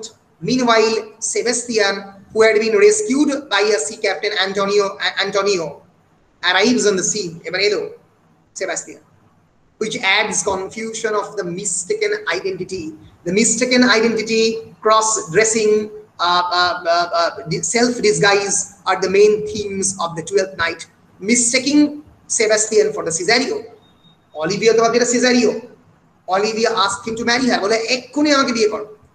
And they are secretly married in a church. Sebastian দেখছে বাহ, বেশ ভালো সিচুয়েশন, কাউন্টেস বলছে বিয়ে করতে, সুন্দরী, চলো। Finally, when Cesario and Sebastian appear in the presence of both Olivia and Orsino রেগে বোম। Orsino বলে চলো, অলিভিয়া নিউজ পেয়েছে, অলিভিয়ার কত বিয়ে হচ্ছে গেছে। সেজারিও এবং সেবাস্তিয়ান একই জায়গায় মুখোমুখি। There is more wonder and confusion in this similarity. দুজন একই দেখতে। At this point, Viola reveals she is a female and that Sebastian is her twin brother. এখন রিভিল হলো, and the play ends in a declaration of the marriage between Duke Orsino and Olivia and Viola. Viola express করবে তার ভালোবাসার কথা অর্সিনো এবং ভায়োলার marriage দিয়ে শেষ হবে এই play. And it is learned that Sir Toby has married Maria. Toby মারিয়াকে বিয়ে করেছে। Malvolio swears revenge on his tormentors. Malvolio রেগে বোম, তার টর্মেন্টারদের এগেইনস্ট রিভেঞ্জ নেবে বলছে। But Orsino sends Fabian. Orsino বলে না, এরকম তোমরা ঠিক তো করোনি। He sends Fabian to console him. Fabianকে বাড়ালো তার কাছে, তাকে একটু শান্তি দেওয়া যায়, একটু সান্ত্বনা দেওয়া যায়, কনসোল করা যায়। এইভাবে এই নাটক শেষ হচ্ছে। নাটকের স্টোরি খানিকটা কমপ্লেক্স, খানিকটা সিম্পল, কিন্তু স্টোরির যে ডায়ালগ, যে এই স্টোরির মধ্যে যে ভয়ঙ্কর এক ধরনের religious tension between the Catholicism and the Protestantism, the theme of the mistaken identity, these things actually becomes very much important. The character of the Malvolio and Feste, they are very important. আমরা এবার মানে এই class থেকে বা এর পরের class থেকে হয়তো আমরা এই অ্যাক্ট ওয়াইজ সামারি এবং তার সঙ্গে সঙ্গে আমরা অল্প টেক্সটটা দেখবো। টেক্সটটা যেহেতু বেশ বড়, আমরা খুব ভালোভাবে টেক্সটটা দেখতে পারবো না, কিন্তু টেক্সট এবং তার সঙ্গে সঙ্গে অ্যাক্ট ওয়াইজ এবং scene wise summary, act 1 scene 1 করবো, ক্রিটিক্যাল কমেন্টারি করবো, আবার অ্যাক্ট 1 সিন 2 করবো, আবার ক্রিটিক্যাল কমেন্টারি করবো। করতে করতে আমরা 2 দিন বা 3 দিনের মধ্যে এই নাটকটাকে শেষ করব। আমরা একবার ক্যারেক্টারস অফ দ্য প্লে দিকে দেখে নিই। এই যে আমরা অলরেডি দেখেছি, আরেকবার দেখে নিই। একবার এই স্ট্রাকচারটা দেখতে পাচ্ছ। Feste the clown, he is only the bridge of the two plot. One is that of the subplot and the main plot. There is Duke Orsino. Viola's master is Duke Orsino, okay, and Cesario, and then there is Olivia the countess. দুজন, Duke Orsino loves Olivia, but Duke Orsino hates Antonio, the sea captain কে মানে একেবারেই পছন্দ করে না যে সেবাস্টিয়ানকে who saved সেবাস্টিয়ানকে বাঁচিয়েছে। কিন্তু আমরা দেখবো যে Viola has fallen in love with Duke Orsino, and then there is Sebastian, then there is Olivia, who is the countess, will eventually fall in love with Cesario, but Cesario but Sebastian will eventually marry Olivia K Sebastian বিয়ে করবে, and they are brother and sister, both adore each other, এবং এখানে subplot আমরা দেখতে পাচ্ছি Maria Olivia's woman in waiting, সে টবিকে ভালোবাসে, অন্যদিকে ম্যালভোলিওকে deceive করবে ম্যারিয়া, এবং ভায়োলাকেও ডিসডেন করে আমরা দেখতে পাচ্ছি, এবং ম্যালভোলিও পরবর্তীকালে শিকার হবে এই টবি বেলচ এবং অ্যান্ড্রু অকচি এবং ম্যারিয়াদের যে প্লটে, এবং sir Toby Belch is actually deceiving Andrew Aguecheek, foolish rich noble man, এটা বলে যে eventually countess Olivia will marry him, কোনোদিনই বিয়ে করবে না, কিন্তু এই যে ডিসিভিং এর গেম চলতে থাকছে। তাহলে this is the entire plot of twelfth night. শুরু হচ্ছে টুয়েলথ নাইট, এটা দিয়ে ডিউক অরসিনোর বিখ্যাত কথা, if music be the food of love, play on, give me excess of it। আমরা বুঝতেই পারছি ইটস আ ক্যাথলিক ফিগার, বলছে ভালোবাসার যদি ইফ মিউজিক যদি সুর তাল বা ছন্দ যদি হয় ভালোবাসার খাদ্য, দেন প্লে অন, চলো মিউজিক বাজাও। ফলে আমি যেটা বলছিলাম এই 1960s এর উত্তম কুমার যে জমিদারের চরিত্রে বিভিন্ন জায়গায় অভিনয় করতো, আরে বেয়ারা চালাও ফোয়ারা, এই যে ধরনটা এটা হচ্ছে কিন্তু ডিউক অরসিনোর ক্যারেক্টার, সবকিছু এক্সেস। কিন্তু ডিউক অরসিনো কিন্তু একবারের জন্য কাউন্টেস অলিভিয়াকে ভালোবাসেনি, he is actually in love with the idea of the love. এই যে ভালোবাসলে যে একটা ব্যাপার, ভালোবাসলে একটা ফ্যাশন, আমি প্রেমে পড়েছি, the very feeling of the love, that I am in love, the idea of the love, it is not actual love. Duke Orsino ভালোবাসার ধারণার প্রেমে পড়েছে, ভালোবাসার প্রেমে পড়েনি। সো এই অরসিনোর ক্যারেক্টারটাকে এইভাবে ডেসক্রাইব করেছে। এবার তোমরা আমাকে বলো যে আমি আজকে নাটকের ডিটেলের সামারিটা শুরু করব নাকি পরের দিন করব? শুরু করে দেন। বেশ, তাহলে আমরা শুরু করি মোটামুটি নাটকের সামারি।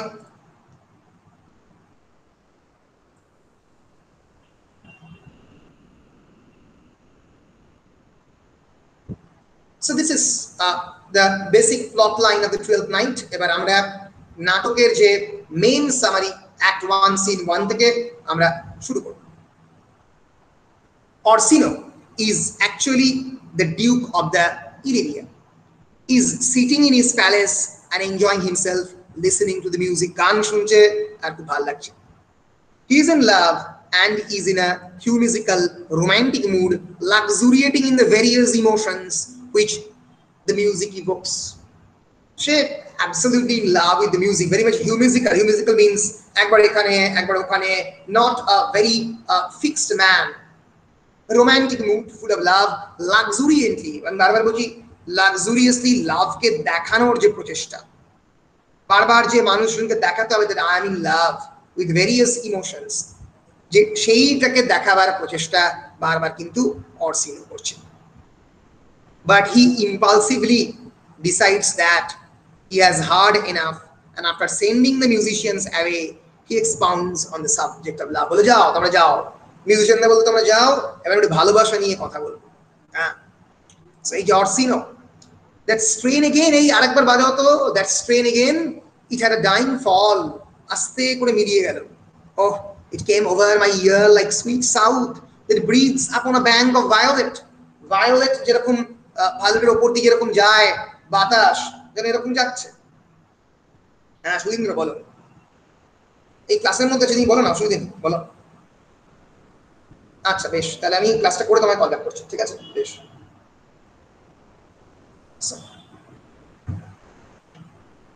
এক সেকেন্ড।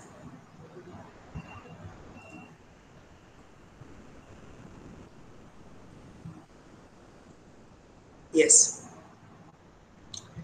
So এই হচ্ছে মেজাজ Orsino. Orsino, duke of the Illyria, and Curio, one of his pages. Curio তার one of the servants, page মানে আমরা জানি male servant, asks his master if he wouldn't like to hurt. Perhaps exercise will cure his master's soulful philosophical moodiness. বলো master আমি যদি রেগে না যান হয়তো এক্সারসাইজ একটু ব্যায়াম ট্যায়াম করলে আপনার এই যে ফিলোসফিক্যাল মুডিনেস এটা একটু পাল্টাবে।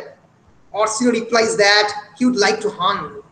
বলে আমি তো শিকার করতে ভালোবাসি। But he would like to hunt the lovely Olivia. বলো না আমি কিন্তু প্রাণী শিকার করতে নয় আমি অলিভিয়ার শিকার করব। To whom he has sent another of his pages, Valentine. Valentine's Day থেকে নামটা এসেছে সেন্ট ভ্যালেন্টাইন থেকে, who was actually the priest of the love. তিনি ভালোবাসার, তোমরা জানো ভ্যালেন্টাইন ডে এর সিগনিফিকেন্স, তো সেই ভ্যালেন্টাইনের নাম অনুযায়ী জানো তার পেজের নাম Valentine, who is an emissary. So at that moment Valentine enters. Valentine এলো, but he brings a bad news that he begs not to be admitted. বলে যে আমাকে আপনি অ্যাডমিট করবেন না, ডিউক খারাপ নিয়ে এসেছি খবর। Olivia's brother has died and she has vowed to mourn her brother's death for 7 years. 7 বছর বলেছে কোনো সুটারকে অ্যালাউ করবে না। And surprisingly the news does not dampen Orsino's spirit. এটা অর্সিনোর কিছু এসে গেল না। অর্সিনো তো অলিভিয়ার প্রেমে পড়েনি। অর্সিনো, the very idea of he has fallen in love with the countess, সেই আইডিয়ার প্রেমে পড়েছে। So he rhapsodizes on how a girl with such a sensitivity can express her emotions. এত সংবেদনশীল বাচ্চা মেয়েটা, if she had a heart of that fine frame, he says, then she would even more devoted and loyal of a lover. সেরকম একটা যদি হৃদয় তার হতো তাহলে কিরকম কত ভালো লয়াল লাভার তার চাই। ফলে আমরা দেখতে পাচ্ছি কিন্তু প্রথম প্লেতেই the setting of the play is very important. Illyria is an imaginary faraway land, and very important is the lovely music of a languid and melancholy nature to match the mood and the personality of the Duke Orsino's mood.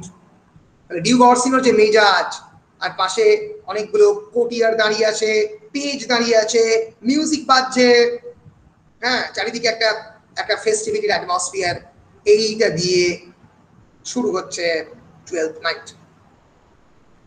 আমরা এগোবো act 1 scene 2 তে। পাচ্ছি Viola and a sea captain and several sailors enter. shipwreck হয়েছে, ধ্বংস হয়ে গেছে তাদের যে আমরা বলতে পারি জাহাজ, এবং এর ফলে সি ক্যাপ্টেন আসছে এবং অনেকগুলো যারা সেলার তারাও তার পিছনে পিছনে পিছনে পিছনে আসছে। So they have been shipwrecked on the sea coast of the Illyria and have barely escaped drowning.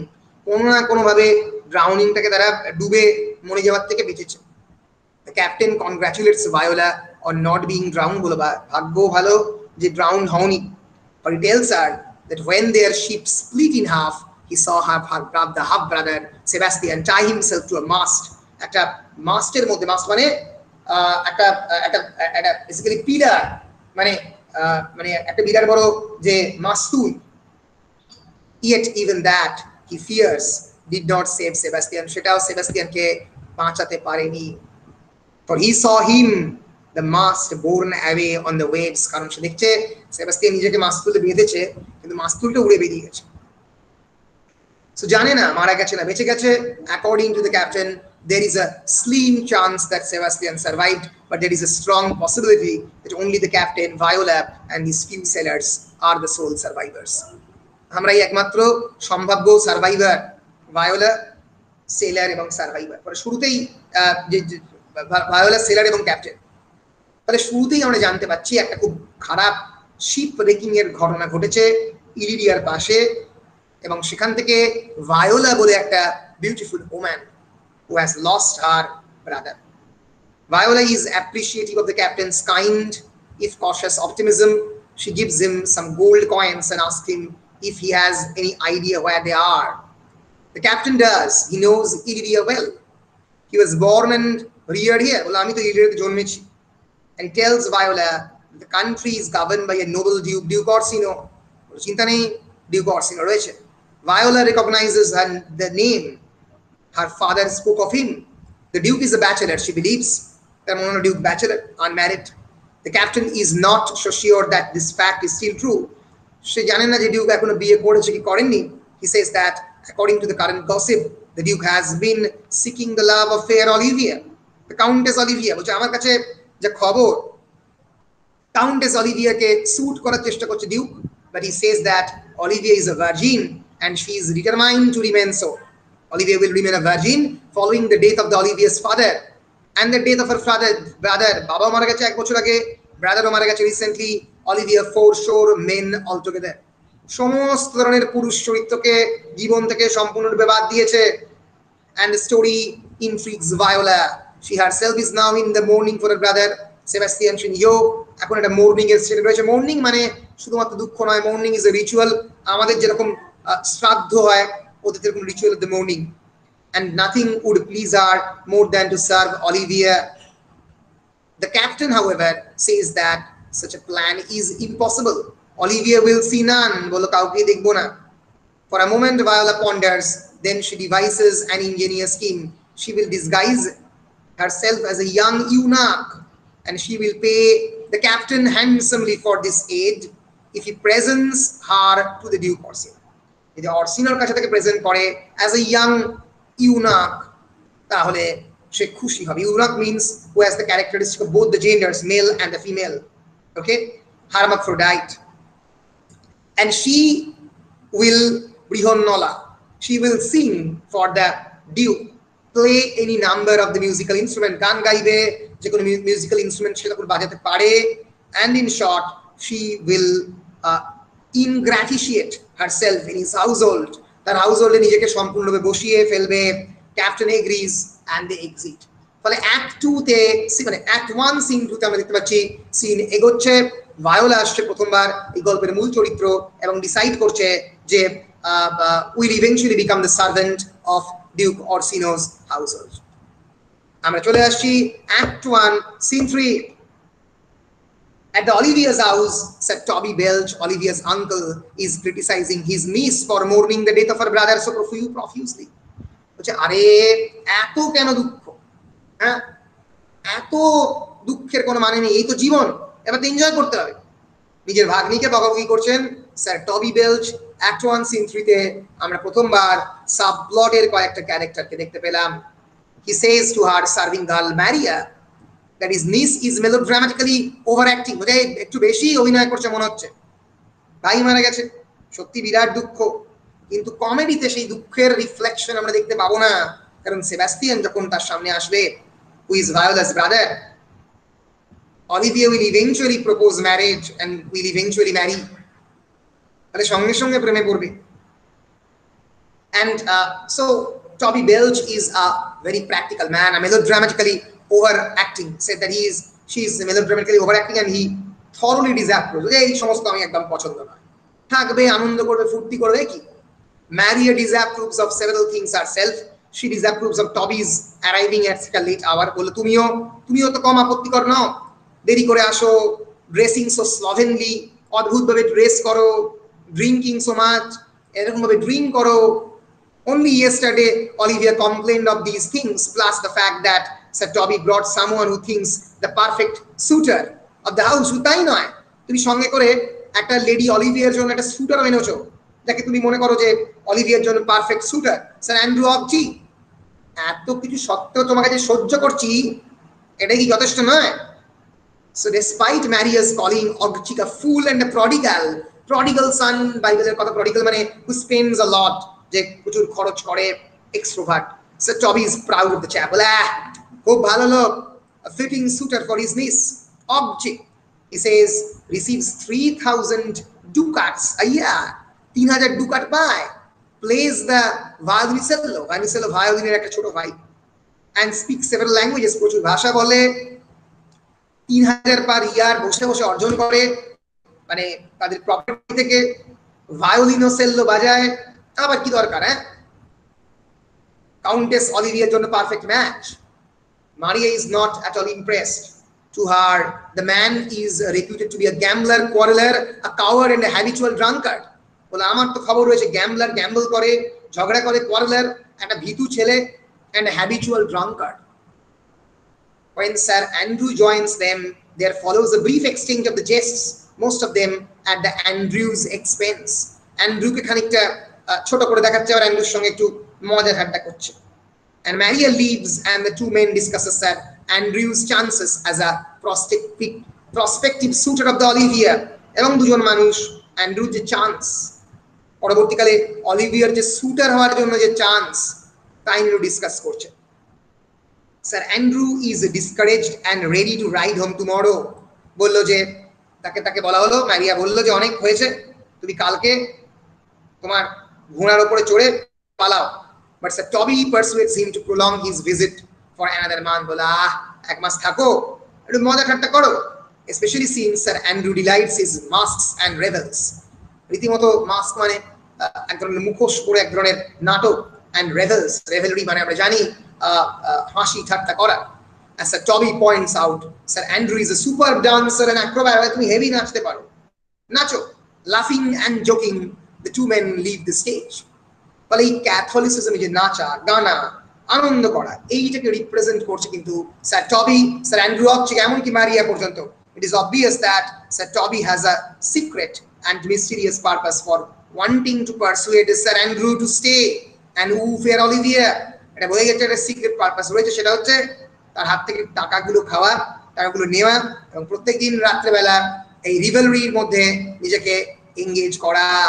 আমরা অ্যাক্ট 2 সিন 4 এ চলে এসেছি। Duke Orsino's palace. এবার আবার সিনটা শিফট চলে গেল ডিউক অরসিনোর প্যালেসের মধ্যে।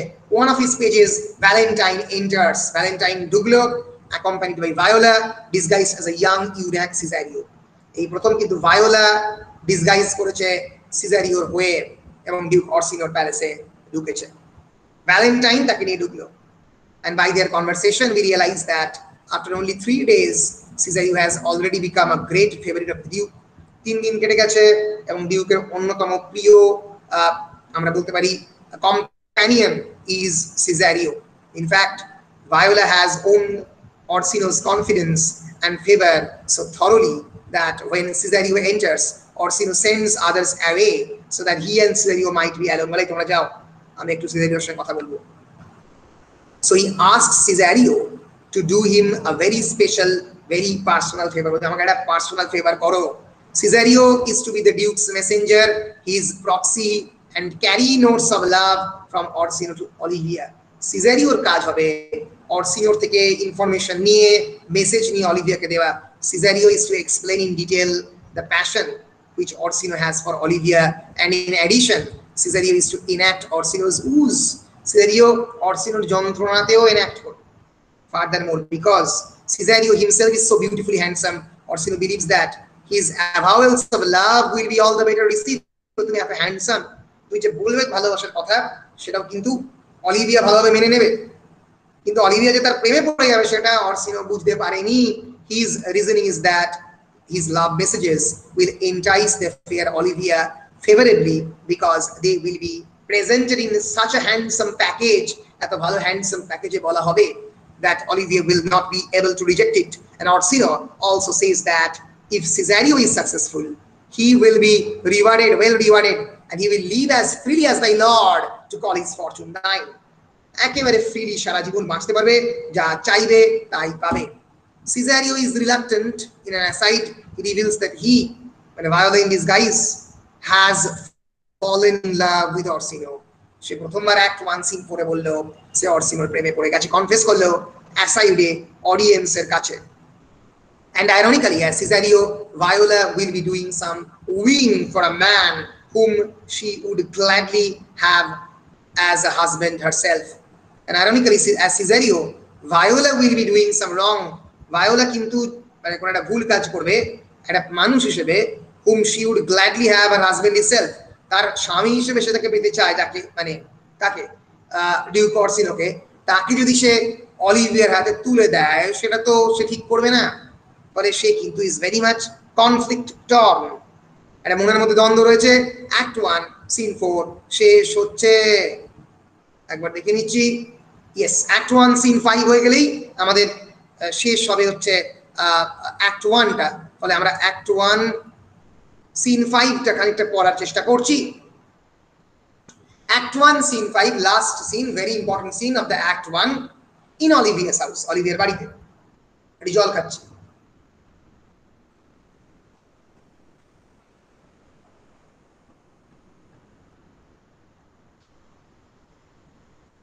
In Olivia's house, Maria and Feste is there. Feste is the court jester. They're exchanging quips. Quips means very humorous words. And Olivia, she tells him, is piqued because of the Feste's absence. Olivia বলছে যে সে ফেস্টের যে absence তার দ্বারা তার ভালো লাগছে না, কারণ ফেস্টে যে কথাগুলো বলে সেগুলো তাকে অ্যাট্রাক্ট করে। And she jokingly tells him that Olivia may hang him, but Feste is not intimidated. Feste এলো এবং বলল তুমি আমাকে হ্যাং করতে পারো, কিন্তু আমি ভয় পাচ্ছি না। So many a good hanging prevents a bad marriage. বলছে কিন্তু মাথায় রাখতে হবে, many a good hanging, বহু লোক আত্মহত্যা করেছে এবং তার ফলে ব্যাড ম্যারেজ প্রিভেন্টেড হয়েছে। ফলে কি মানুষের মরে যাওয়া এর মাধ্যমে মারা যাওয়া বেটার ব্যাড ম্যারেজের থেকে, এটাই ফেস্টে বলছে। হি ডিলাইটস, আমরা ফেস্টের ডায়ালগ দেখবো পরের দিনে, অ্যাক্ট 1 আমরা একটু ডায়ালগ গুলো দেখবো, ফ্লেভারটাকে দেখানোর চেষ্টা করব। ফেস্টে কিন্তু is a very witty personality, and in a Shakespearean drama the court jester actually plays a very important role. Court gesture মানে যে কোর্টের মধ্যে জেস্টারের চরিত্র অভিনয় করছে, সে কিন্তু খুব ইম্পর্টেন্ট চরিত্রে অভিনয় করে। সো কোথায় গেল? He delights in teasing Maria whom he is complimenting in mock extravagance when Olivia and her steward Malvolio enter. এর ফলে he delights in teasing Maria, কে একটু টিজ করছে সে, whom he is complimenting in mock extravagance when Olivia and her steward Malvolio enter. এর পরে Olivia এবং তার steward Malvolio এলো, তার আগে ফেস্টে মক করছিল ম্যারিয়া। The two of them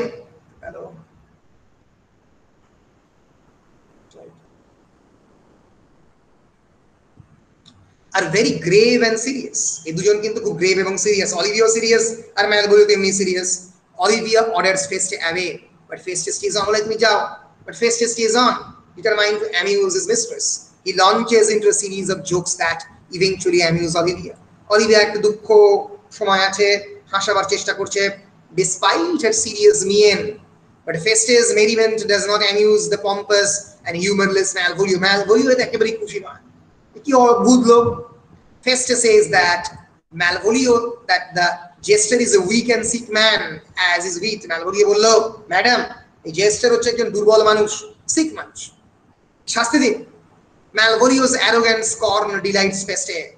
রেগে গেছে থেকে Feste বেশ খুশি হয়েছে, and easily parries Malvolio's weak wit and thereby impress Olivia. ফলে আমরা দেখতে পাচ্ছি কোর্ট জেস্টার ফেস্টে আর্ক এনিমি হচ্ছে Malvolio। Malvolio এই হাসি ঠাট্টা এগুলো পছন্দ করে না। She tells Malvolio that he is sick of love and distempered. Olivia বলে, Malvolio তুমি you are sick of love, তুমি ভালোবাসা পাচ্ছ না বলে তোমার এই অবস্থা, ডিস্টেম্পার হয়ে আছো। Jesters, he says, do not slander, it is their craft. বলে জেস্টাররা তো স্ল্যান্ডার করে না, তাদেরকে পার্সোনালি আক্রমণ করে না। স্ল্যান্ডার মানে পার্সোনাল আক্রমণ। It is their craft, it is their art, a harmless craft, and that Feste is only reproving Malvolio. Malvolio কে নিয়ে কেবলমাত্র মজা ঠাট্টা করছে, আরে lightly now. এই সময় Maria enters and tells them that a fair young man from the Duke Orsino's house has arrived and wishes an interview with Olivia. এই সময় একটা fair young man কে Viola, Cesario চরিত্র সেজে এসছে, but he is being detained by Olivia's uncle Toby. Toby তাকে ধরে রেখেছে। Olivia's temper flares. She will not be wooed by the Duke nor by anyone else. ওকে সব লোকের দ্বারা আমি যাবো না, শুনবোই না। She doesn't care what the messenger is told, any excuse will do. She wants to see no suitors, he says, বলে আমি কাউকে দেখবো না এখন। She tells Maria to send the young man away, বলে immediately চলে যেতে বলো। While Maria and Malvolio were gone, তাকে বার করতে গেছিল, Sir Toby appears. He is drunk and Feste has a marvelous opportunity to ape Olivia's old uncle's drunken antics. So, hey uncle, খুব তো চলছে, দেখবো আমরা পরে। Olivia is amused by Feste's cleverness and her mood softens. Feste's cleverness দেখে Olivia খানিকটা খুশি হয়েছে এবং তার মুডটাকে একটা সফট হয়েছে। She wants to make sure that nothing serious happens to him in his inebriated condition. So ফেস্টেকে তার আঙ্কেলকে দেখার জন্য বললো যে তুমি যাও ওকে একটু দেখো।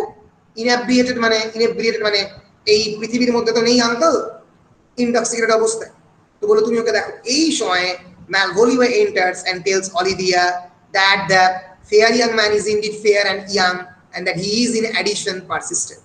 খুব ভালো দেখতে, হ্যান্ডসাম, আর কিছুতেই ছাড়ছে না madam. Olivia relents and agrees to see the lad as long as Maria is present. এই যে মারিয়ার প্রেজেন্সে আসবে, দেখা করব, চলে যাবে। Then veils her face before she enters. তার মুখটাকে ঢেকে দিয়ে দিল তার আসার আগে। Viola এলো, Viola disguised as Cesario। এই সময় প্রথমবার Act 1 Scene 5 এ আমরা দেখতে পাচ্ছি Violar entrance into the Olivia's house, and Olivia will eventually fell in love with Viola, that is Cesario. So Viola, disguised as Cesario, enters and begins his mission by addressing Olivia with good many complaints, while adroitly avoiding answering Olivia's questions about his status and background. নিজের background এবং স্ট্যাটাসে বেশি প্রশ্ন করছে Viola. বুঝতে পারছি that basically বেশি প্রশ্ন করছে অলিভিয়া। তাহলে that Olivia has fallen in love with Cesario, it is clear. But Olivia is fairly inquisitive about his fair young man, and Cesario continues, and Olivia at last feels so comfortable with the fellow that she dismisses Maria, and the two of them begin to speak of the Duke Orsino. Cesario continues, and Olivia at last feels so comfortable with the fellow that she dismisses Maria. She Mariaকে dismiss করলো এবং এরা দুজনে begin to speak of the Duke Orsino. এরা অর্সিনোর ব্যাপারে কথা বলতে আরম্ভ করলো, and his status as a suitor for Olivia's hand in marriage. But Olivia কিন্তু Cesarioর সঙ্গে বেশ comfortable feel করছে। Olivia is eventually persuaded to unveil herself, and she presents her beautiful face to Cesario, to which he responds playfully and most positively, most excellently done if God did all. যদি ভগবানই করে তাহলে আপনার রূপকে excellently create করেছে। And Cesario then laments that the owner of such a beauty is indeed cruel if she would carry her graces to the grave and leave the world no copy. Leave the world no copy মানে কোনো progenitor যদি রেখে না যায়, সন্তান যদি রেখে না যায়, তাহলে এরকম একটা বিউটিকে পৃথিবী থেকে চলে যাবে, এটা একটা cruel activity. So he reassures her of the Orsino's love, but Olivia says that she doubts that Orsino's love is any of the real depth. He does not truly know her. Therefore, he must press his suit no further.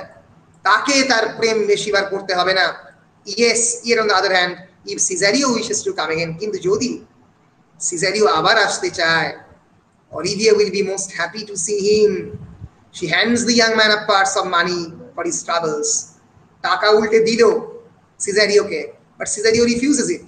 Indignantly he says he is no feed post. সে কিন্তু টাকা নিয়ে post দিচ্ছে না। He bids Olivia farewell to her frail cruelty. পরে সে চলে গেল। আমরা কিন্তু বুঝতে পারছি that there is a feeling on the part of the Olivia on Cesario. So absolutely intrigued with the young Cesario, Olivia calls to Malvolio. She tells him to follow Orsino's messenger and to return a ring that he left behind. সে কিন্তু কোনো ring ফেলে যায়নি, কিন্তু Malvolio রেখে বললো তুমি রিংটা দিয়ে দেবে, as if that is a message for a love. ফলে আমরা বুঝতে পারছি that Countess Olivia has fallen in love with this young man, Cesario.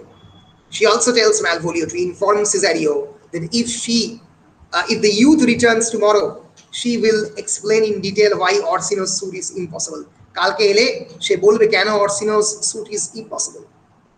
Olivia has fallen in love. The rising is a ruse. Cesario left no ring. Cesario কোনো ring left করেনি। Olivia কিন্তু প্রেমে পড়েছে। Olivia is merely trying to arrange a rendezvous মানে happy meeting place tomorrow between herself and the handsome young envoy মানে messenger from the Duke Orsino. ফলে this act 1 scene 5 is actually a very important scene. Here we have introduced with the character of the official fool, the jester and the clown. Feste আমরা ফেস্টের সঙ্গে টবি বেলচের সম্পর্ক দেখলাম খুব ভালো। Olivier যে বাড়ির মধ্যে কারা কারা থাকে, ম্যালভোলিও, ম্যারিয়া, টবি বেলচ, তাদেরকে দেখলাম। এবং প্রথম complication of the play, Viola disguising as Cesario, সেটাও আমরা এই সিচুয়েশনে দেখলাম। ফলে আমরা কিন্তু বুঝতে পারছি যে নাটক জমে উঠেছে। এর পরের দিন আমরা অ্যাক্ট 2 সিন 1 করব। এর পরের দিন আমরা প্লেটাকে অনেকটাই শেষ করার চেষ্টা করব। মোটামুটি আজকের ক্লাস বাদ দিলে দুটো ক্লাসের মধ্যে আমরা 12th নাইট আশা করছি শেষ করে দিতে পারবো, along with the topic discussion, theme এবং টপিক ডিসকাশন করে ফেলতে পারবো আশা করছি দুটো ক্লাসের মধ্যে। সো 12th নাইট হয়ে যাওয়ার সঙ্গে সঙ্গে আমাদের সিলেবাসও শেষ হয়ে যাবে। মোটামুটি জুলাই মাসের প্রথম দিকেই আমরা শেষ করে ফেলবো আমাদের সিলেবাস। বেশ, বলো আর কোনো প্রশ্ন রয়েছে তোমাদের আজকের ক্লাস নিয়ে? No sir. No question from today's class? বেশ, তাহলে রেকর্ডিং স্টপ করছি। Okay sir. Yes sir.